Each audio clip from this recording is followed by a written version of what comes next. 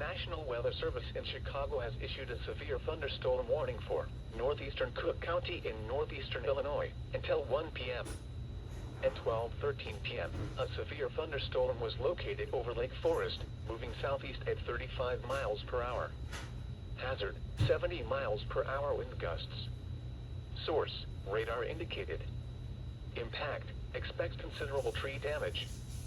Damage is likely to mobile homes, roofs, and outbuildings. Locations impacted include Chicago, Arlington Heights, Evanston, Skokie, Des Plaines, Mount Prospect, Glenview, Buffalo Grove, Wheeling, Park Ridge, Northbrook, Elk Grove Village, Niles, West Ridge, Wilmette, Rogers Park, Morton Grove, Deerfield, Prospect Heights, Lincolnwood, Winnetka, Glencoe, Northfield, Rosemont, and Kenilworth. For your protection, move to an interior room on the lowest floor of a building.